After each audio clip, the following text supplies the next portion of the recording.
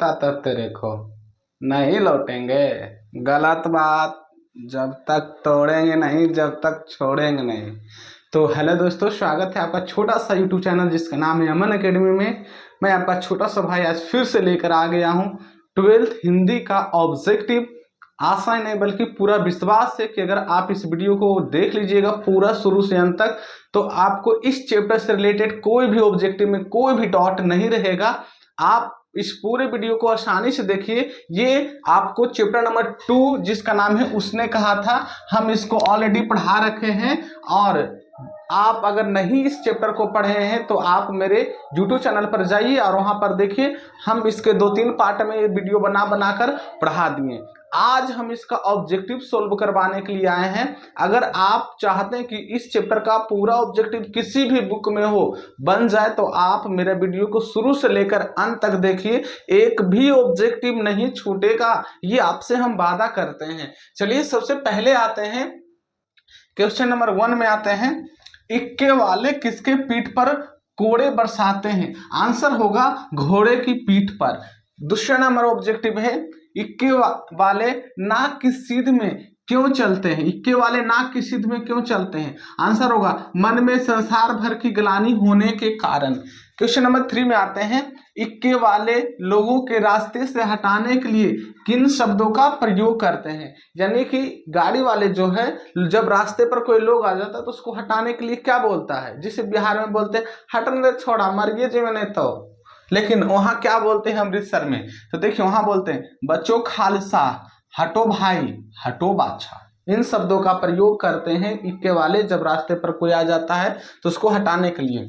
आते हैं question number 4 क्या कर रहा है, इक्के वाले बुढ़िया को हटाने के लिए क्या कहते हैं? जब कोई रास्ते पर बूढ़ी आ जाता तो उसको हटाने के लिए गाड़ी वाले क्या कहते हैं? कहते हैं हट जा जीने जागिए, हट जा कर्मा बालिए, हट जा पोते प्यारिए, बच जा। यानी कि इन सभी का प्रयोग हटाने के लिए बूढ़ी को रोड पर से यानी सड़क पर से करते हैं। आते हैं 5वां ऑब्जेक्टिव में कर रहा, लड़का और लड़की क्या थे? तो लड़का और लड़की सिख थे। क्या थे? सिख धर्म से थे। आगे चलते हैं, 6ठा ऑब्जेक्टिव में है, लड़का लड़की कहाँ पर रहते थे? तो लड़का मगरे में रहता था। लड़का कहाँ रहता था? मंगरे में, यानी कि लड़का का घर था मगरे में और लड़की का घर कहाँ था? मांझे में। लड़का का घर मगरे में, लड़की का घर मांझे में। 7वां ऑब्जेक्टिव में कर रहा, लड़का लड़की से क्या पूछता है? तो लड़का लड़की से यही पूछता था, तेरी कुड़माई हो गई है। कुड़माई मतलब सगाई या मंगनी, याद रखिएगा। 8वां ऑब्जेक्टिव में कर रहा है, लड़का लड़की लड़के से को क्या जवाब देती है? यानी कि जब पूछता है लड़की से लड़का, क्या तेरी कुड़माई हो गई? तो लड़की आंख चढ़ाकर धत कहकर दौड़कर चली जाती है। 9वां क्वेश्चन देखते हैं, 9 नंबर का है, लुधियाना से अधिक ठंड कहाँ पड़ रहे थे? तो लुधियाना से अधिक ठंड कहाँ पड़ रहे थे? अमृतसर में पड़ रहे थे। क्वेश्चन नंबर 10 में करा, खंदक में किस प्रकार के धमाका होते हैं? तो कान के पर्दे फाड़ने वाले। खंदक में किस प्रकार के धमाके होते हैं? कान के पर्दे फाड़ने वाले धमाके होते हैं। 11 नंबर में है, फिरंगी मैम की बाग में किस तरह की घास थी? फिरंगी मैम के बाग में मखमल की तरह घास थी। किसके तरह घास थी? मखमल की तरह घास थी।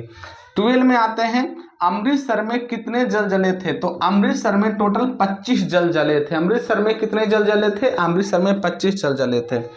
13 नंबर का रहा है, सूबेदार ने मुस्कुराकर क्या कहा था? तो सूबेदार ने मुस्कुराकर कहा, लड़ाई के मामले में जमादार या नायक के चलाए नहीं चलते। ये बात किसने कहा? सूबेदार ने। हम टोटल अभी 18 को सॉल्व करा रहे हैं। अगर आपको वीडियो के नीचे में नहीं भी दिख रहा होगा ये क्वेश्चन, तो हम क्वेश्चन को पढ़ लेते हैं, आप याद रखिएगा। क्वेश्चन नंबर 14 में कर रहा, लहना सिंह को गर्मी कैसे मिल सकती थी? तो आंसर होगा इसका, विरोधियों पर धावा बोलने से। लहना सिंह को गर्मी कैसे मिल सकती थी? विरोधियों पर धावा बोलने से मिल सकती थी। 15 क्वेश्चन में कर रहा है, बजरा कौन था? तो बजरा था पलटन का विदूषक। अगर ये क्वेश्चन दोनों नहीं भी दिख रहा है तो आप कॉपी में नोट डाउन कर लीजिएगा। आगे जाकर इधर देखिए, 3 क्वेश्चन आपको दिए हैं अलग से मंगनिया में। मंगनिया समझते हैं ना, जब दुकान में कुछ लेते हैं तो कुछ सामान फ्री में भी मांगते हैं, तो उसको मंगनिया कहते हैं। तो उसी तरह हम आपको इतना क्वेश्चन बनाए ना, कुछ सामान आपको फ्री में बनवा रहे हैं, यही मंगनिया है। 16 नंबर का रहा है, लहना सिंह लड़ाई के बाद सरकार से क्या मांगना चाहता था। तो लहना सिंह लड़ाई के बाद सरकार से जमीन मांगना चाहता था। क्या मांगना चाहता था? जमीन। 17 नंबर में है, सिख लोग किस वस्तु का सेवन नहीं करते हैं। तो सिख लोग तंबाकू का सेवन नहीं करते हैं। सिख लोग किसका सेवन नहीं करते हैं? सिख लोग तंबाकू का सेवन नहीं करते हैं। 18 नंबर में क्वेश्चन कर रहा, लहना सिंह के अनुसार जाड़ा क्या है। तो लहना सिंह के अनुसार जाड़ा मौत है और निमोनिया है। लहना सिंह के अनुसार जाड़ा क्या है? मौत है और निमोनिया है। तो दोस्तों, अगर आपको ये ऑब्जेक्टिव नहीं समझ में अगर आ रहा होगा तो इसका मतलब सीधा सा ये बात है कि आप हमारा इस चैप्टर को यूट्यूब पर नहीं पढ़े। तो अभी तुरंत लुढ़किए, आप जाके एकदम कूद जाइए हमारा यूट्यूब चैनल में और वहां पर एकदम खंगाल के देखिए। हम इस चैप्टर को पूरा पढ़ा रखे हैं और पूरा पढ़ाने के बाद इस चैप्टर का हम ऑब्जेक्टिव सॉल्व करवा रहे हैं। तो अगर आप हमारे पहले वाला वीडियो को देख कर आते हैं, 3-4 वीडियो जो इस पर बनाए हैं उसको देख कर आते हैं, तो ये ऑब्जेक्टिव आपको अच्छा से समझ में आएगा। और इस 18 ऑब्जेक्टिव में अभी कितना ऑब्जेक्टिव आप सही बताएं या सही आपसे बना, कमेंट बॉक्स में जरूर लिखिए। और अब क्वेश्चन नंबर 19 से बताते हैं। ये रहा, आपको क्या लगा कि हाथ हटेगा तो फिर हम एकदम पूरा मेकअप होकर कैले रहेंगे, एकदम पूरा सज धज के रहेंगे? ऐसा कुछ नहीं है। अभी तक आप लोगों को जितना भी क्वेश्चन दिए हैं, 18 क्वेश्चन बताए हैं। आप कमेंट बॉक्स में लिखिए 18 में से आपका कितना सही गया। अब ये क्वेश्चन नंबर 19 से लेकर चलते हैं। 19 में कर रहा है, लहना सिंह कहाँ मरना चाहता है। तो लहना सिंह कहाँ मरना चाहता है? बुलेल की खड्ड के किनारे। 20 नंबर में है, बजरा सिंह ने त्योरी चढ़ाकर क्या कहा। आंसर होगा, मरने की छोड़ो कुछ गाओ। 21 नंबर में क्वेश्चन होगा, 21 नंबर का क्वेश्चन देखेगा, बजरा सिंह कौन सा गीत गाता है। इसका आंसर है, दिल्ली शहरते पिसौरे नू जा दिए। बजरा सिंह यही गीत गाता है। 22 नंबर का क्वेश्चन है, बोधा सिंह क्या ओढ़कर सो रहा था। बोधा सिंह क्या ओढ़कर सो रहा था। आंसर होगा, लहना सिंह के 2 कंबल और बरान कोट। कौन सा कोट? बरान कोट। 23 नंबर क्वेश्चन है, लहना सिंह पहरे पर खड़ा हुए क्या देख रहा था। आंसर इसका यही है, बोधा सिंह का मुंह और दुबला शरीर देख रहा था कि बोधा सिंह एकदम बहुत पतला हो गया, उसका शरीर बहुत दुबला हो गया है। 24 नंबर है, बोधा सिंह क्यों कहरा रहा था। पानी के लिए। बोधा सिंह को तो ठंड लगा हुआ था ना भाई, तो पानी के लिए कहरा रहा था। 25 नंबर में है, बोधा हजारा सिंह को क्या आदेश मिलता है। तो आंसर इसका देख लीजिएगा, बोधा हजारा सिंह को यही आदेश मिलता है, यानी कि ऑर्डर मिलता है कि इसी वक्त धावा करने का आदेश मिलता है उसे। किससे मिलता है? सूबेदार हजारा सिंह को। 26 नंबर में आता है, बोधा सिंह के पिता कौन है। तो बोधा सिंह के पिता कौन है? सूबेदार हजारा सिंह ही है। 27 नंबर देखिएगा, पानी पीने के बाद बोधा सिंह को क्या हुआ। तो आंसर इसका ही, कंपकपी छूट रही थी और दांत बज रहे थे। पानी पीने के बाद बोधा सिंह को एकदम कंपकपी छूट रहा था, आधा ऐसे करके बज रहा था उसका। 28 नंबर में देखिएगा, लहना सिंह ने अपने गर्म कपड़े किसको पहना दिया। तो लहना सिंह ने अपने गर्म कपड़े बोधा सिंह को पहना दिया। किसको पहना दिया? बोधा सिंह के। 29 नंबर में आता, खाई में कितने जर्मन सिपाही थे। आंसर देख लीजिएगा, खाई में लगभग 25 जर्मन सिपाही थे। कितने जर्मन सिपाही थे? 25 जर्मन सिपाही थे। 30 नंबर में है, लहना सिंह का माथा क्यों ठनक गया। लहना सिंह का माथा क्यों ठनक गया। लपटन के बाल एक दिन में कहाँ उड़ गए। लपटन साहब का बाल आपको पहले ही बता दिए कि घुंघराले थे, लेकिन इन्होंने देखा कि एक दिन में इनका बाल कहाँ उड़ गया। लहना सिंह ने देखा, तो इसीलिए उनका माथा एकदम खनक गया है। 31 नंबर में है, लपटन के बाल किसके तरह दिखाई दे रहे थे। तो लपटन के बाल किसके तरह दिखाई दे रहे थे? कैदियों की तरह। किसके तरह दिखाई दे रहे थे? कैदियों की तरह। 32 नंबर में आते हैं, लेफ्टिनेंट साहब क्या पिए हुए थे? तो लेफ्टिनेंट साहब शराब पिए हुए थे। लेफ्टिनेंट साहब क्या पिए हुए थे? शराब पिए हुए थे। 33 नंबर में है, लहना सिंह ने लेफ्टिनेंट साहब को क्या पूछ रहा था? लहना सिंह लेफ्टिनेंट साहब से क्या पूछ रहा था? तो यही पूछ रहा था, हम हिंदुस्तान कब जाएंगे। 34 नंबर में है, लहना सिंह अंधेरे में किससे टकराया था? तो बजरा सिंह से। लहना सिंह अंधेरे में किससे टकराया था? बजरा सिंह से टकराया था। 35 नंबर में क्वेश्चन कर रहा है, लहना सिंह और लेफ्टिनेंट साहब कहाँ पर शिकार करने गए थे? तो जगाधारी जिला में। कहाँ शिकार करने गए थे? जगाधारी जिला में। तो दोस्तों आपको पता ही है कि ये जो हम ऑब्जेक्टिव करवा रहे हैं ये 12th हिंदी का उसने कहा था नाम का चैप्टर नंबर 2 जो है उसका हम YouTube पर पूरा पढ़ा दिए हैं और उसका हम सब्जेक्टिव और ऑब्जेक्टिव सब कराने के वादा किए थे। तो आपको हम अभी ऑब्जेक्टिव करा रहे हैं और ये ऑब्जेक्टिव अगर आप शुरू से अंत तक मेरा वीडियो देख लिए तो इस चैप्टर से रिलेटेड कोई भी ऑब्जेक्टिव रहेगा आपका नहीं छूटने वाला है, क्योंकि हम इसमें बहुत सारे ऑब्जेक्टिव इसलिए डाल रहे हैं ताकि एक लाइन का ऑब्जेक्टिव इसमें घुसा के डाले हैं, ताकि कहीं से भी अगर बोर्ड में आपसे पूछे तो कोई परेशान नहीं होगा। अगर आपके पास कोई भी नोटबुक हो या गाइड हो, किसी चीज से आप हमारे ऑब्जेक्टिव को मिला कर देख लीजिएगा, आपका आंसर यही आएगा। पूछने का तरीका अलग हो सकता है लेकिन ऑब्जेक्टिव आपका सेम ही रहेगा। तो अभी आपको फिर से 19 से लेकर 35 तक का ऑब्जेक्टिव बताए हैं, तो आप जरूर बताइएगा कि 19 से लेकर 35 तक में ऑब्जेक्टिव में आपका टोटल कितना सही गया है। आप देख लीजिएगा और कमेंट बॉक्स में हमें जरूर लिखिएगा। आप लोगों को ये लगता होगा कि आखिर इसमें केवल ऑब्जेक्टिव क्यों बता रहे हैं? भैया इसलिए इसमें केवल ऑब्जेक्टिव बता रहे हैं क्योंकि हम सब्जेक्टिव पढ़ा रखे हैं और हम चैप्टर इसको आसानी से पढ़ा रखे हैं, इसलिए हम इसमें केवल ऑब्जेक्टिव बता रहे हैं। अगर आपके पास कोई भी बुक हो, आप उससे चैप्टर पढ़ लिए हैं, तो आप इन सारे ऑब्जेक्टिव को देखिए, सब चैप्टर से मैच होगा। और इतना ही नहीं, अभी आप इतना बना के दिखाए ना, इससे पहले 35 ऑब्जेक्टिव आज हम टोटल मिला के 51 तक सोल्व कर देते हैं।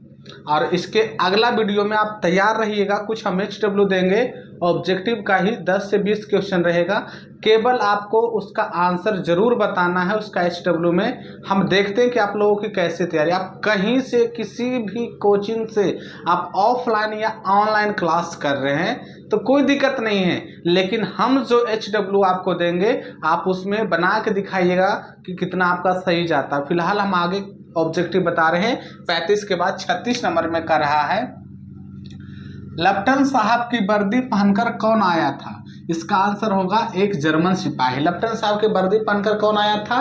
तो एक जर्मन सिपाही आया था।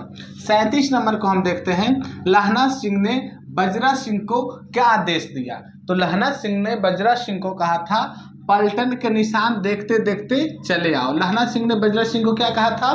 पलटन के निशान देखते देखते चले आओ। 38 नंबर को क्वेश्चन को देखिएगा, कहा बजरा सिंह ने लहना सिंह से क्या कहा? बजरा सिंह ने लहना सिंह से कहा था, आप तो सिर्फ 8 हो। बजरा सिंह ने लहना सिंह से क्या कहा था? यही बोला था कि आप तो सिर्फ 8 हो।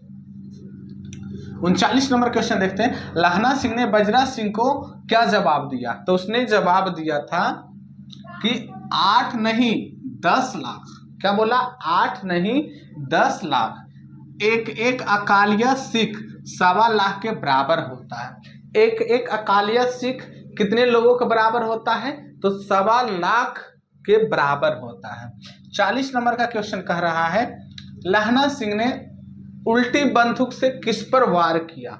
तो लहना सिंह ने उल्टी बंदूक से फर्जी पलटन साहब पर वार किया था, यानी कि नकली पलटन जो बनकर आया था उस पर वार किया था। 41 नंबर में क्वेश्चन करा, फर्जी लेफ्टिनेंट साहब की तलाशी के बाद क्या मिला? जब फर्जी लेफ्टिनेंट साहब यानी नकली लेफ्टिनेंट साहब को तलाशी लिया गया था तो उसके पास से 3-4 लिफाफे और एक डायरी निकली थी। 3-4 लिफाफे और एक डायरी निकली थी। 42 नंबर का क्वेश्चन करा, लहना सिंह ने फर्जी लेफ्टिनेंट को कैसे पहचाना था? लहना सिंह को कैसे पता चला कि ये नकली लेफ्टिनेंट साहब है यानी कि फर्जी है? तो आंसर देखिएगा इसका, करा उर्दू बोलने की वजह से, यानी कि नकली जो लेफ्टिनेंट साहब था वो उर्दू बोलता था, इसी वजह से इन्होंने लहना सिंह ने उसे पहचान लिया। उर्दू से एक बात याद आया कि आप जो भी ऑनलाइन के क्लास नहीं है, केवल ऑफलाइन मेरे यहाँ आते हैं।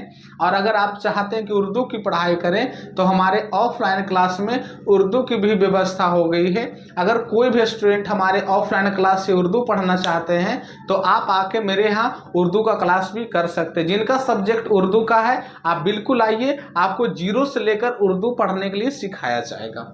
चलो आगे बढ़ते हैं। 43 नंबर में है उर्दू क्लास का व्यवस्था केवल अभी ऑफलाइन क्लास में ही है, ऑनलाइन क्लास में इसकी भी व्यवस्था नहीं है। प्लानिंग बन रहा है, आगे उर्दू का भी व्यवस्था कराया जाएगा। अभी फिलहाल ऑफलाइन क्लास में आप आ सकते हैं। हमारे अमन अकेडमी नाम से जो संस्था है उसमें आपको हिंदी इंग्लिश तो हो ही रही है, अब उर्दू क्लास का भी व्यवस्था हो गया है। 43 नंबर में क्वेश्चन कर रहा है तुर्की मौलवी ने गांव में किस तरह की बातें फैलाई थी। तो तुर्की मौलवी कहता था कि जर्मन वाले बड़े पंडित होते हैं, वे वेद पढ़कर विमान चलाना सीख गए हैं, वेद पढ़कर विमान चलाने सीख गए हैं और वे गायों को नहीं मारते हैं। ये बात तुर्की मौलवी ने कहा था, गांव में लोगों को अफवाह फैलाया करता था। 44 नंबर में है लहना सिंह को गोली कहाँ लगी थी। तो याद रखिएगा लहना सिंह को गोली उसके जंघे में लगी थी। कहाँ लगी थी? उसके जंघे में लगी थी। जब होता है ना पाठ तो लहना सिंह को गोली लगता है और उसके जंघे में लगता है। लहना सिंह ने बोधा सिंह को क्या कहकर सुला दिया था। तो लहना सिंह ने बोधा को बोला एक हड़का हुआ कुत्ता आया था, मैंने उसे मार दिया। जब गोली की आवाज आई तो वहां पर हड़कंप मच गया था। अब बोधा सिंह ने पूछा भाई क्या हुआ, तो लहना सिंह ने उसको फुसला दिया, बोला कि नहीं कुछ ऐसे नहीं, आवारा कुत्ता कोई हड़का हुआ कुत्ता है, मैंने उसे मार गिराया, जबकि बात कुछ और ही थी।